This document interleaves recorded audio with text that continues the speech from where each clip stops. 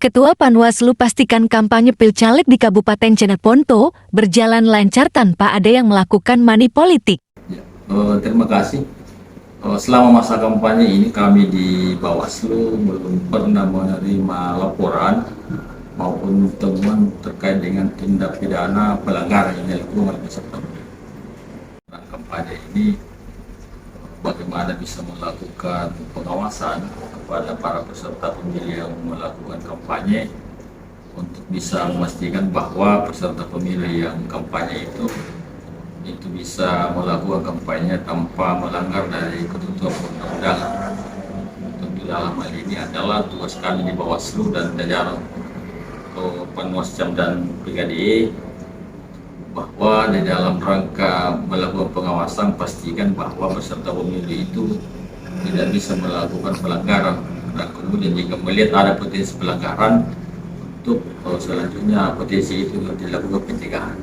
Kalau di dalam proses masa kampanye ini dalam rangka melakukan penanganan pelanggaran tentu harus didahului dengan bentuk laporan atau temuan.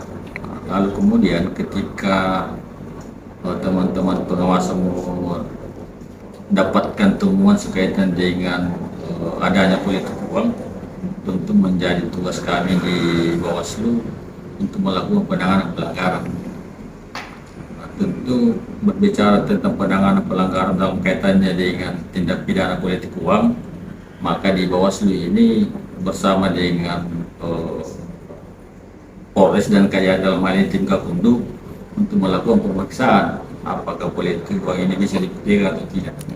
Misalnya ada temuan politik uang kemudian dilakukan pemeriksaan dan itu terbukti, itu kan nanti kita melihat bagaimana hasil sidang pengadilannya.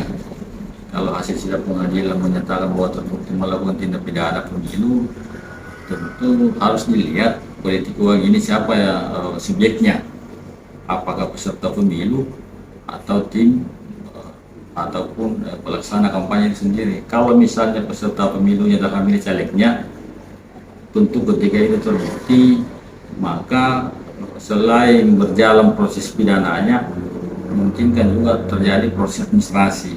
Nah, tentu kami tugasnya di Bawaslu adalah merekomendasi KPU untuk bisa mengambil langkah.